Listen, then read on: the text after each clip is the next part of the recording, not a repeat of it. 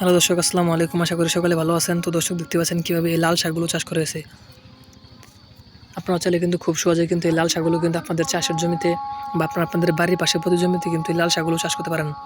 তো দর্শক, এই লাল শাকগুলোতে কিন্তু প্রচুর পরিমাণে ভিটামিন। তো দর্শক এই লাল শাকগুলো কিন্তু বাজারে কিন্তু অনেক দামে কিন্তু বিক্রি হয়ে থাকে। তো দর্শক, আপনারা কিন্তু বাজার থেকে লাল শাকগুলো কিনে এনে খান। আপনারা নিজেরা যদি এই লাল শাকগুলো আপনাদের চাষের জমিতে যদি চাষ করতে পারেন, তাহলে কিন্তু আপনাদের এই লাল শাকগুলো কিন্তু বাজার থেকে কিনে খেতে হবে না। আপনারা নিজেরা এই লাল শাকগুলো চাষ করে সেই লাল শাকগুলো কিন্তু আপনারা সংগ্রহ করে সেগুলো কিন্তু আপনারা বাজারে নিয়ে বিক্রি করতে পারবেন এবং পাশাপাশি আপনারা নিজেরাও সেই লাল শাকগুলো কিন্তু রান্না করে খেতে পারবেন।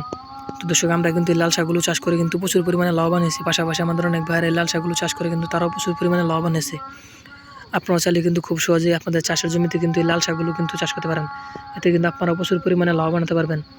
তো দর্শক, আপনারা চাইলে খুব সহজেই বাড়ির পাশ দিয়ে বা আপনাদের চাষের জমিতে এই লাল শাকগুলো কিন্তু চাষ করতে পারেন। এতে কিন্তু আপনারা প্রচুর পরিমাণে লাভবান হতে পারবেন।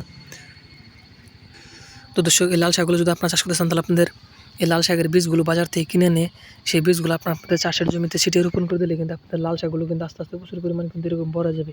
যখন প্রথমে বড় হয়ে যাবে, তখন সেই লাল শাকগুলো আপনারা সংগ্রহ করে সেগুলো কিন্তু আপনারা বাজারে কিন্তু ভালো দামে কিন্তু বিক্রি করতে পারবেন। তো দর্শক, আপনারা চাইলে কিন্তু এই লাল শাকগুলো কিন্তু নিচে রাখতে পারবেন।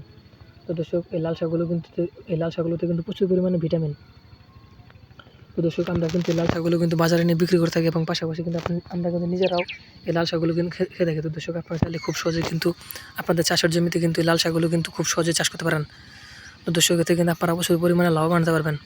তো দর্শক, দেখতে পাচ্ছেন কীভাবে লাল শাকগুলো চাষ করা হয়েছে। আপনারা চাইলে কিন্তু খুব সহজে আপনাদের চাষের জমিতে কিন্তু এই লাল শাকগুলো কিন্তু খুব সহজে কিন্তু এভাবে চাষ করতে পারেন।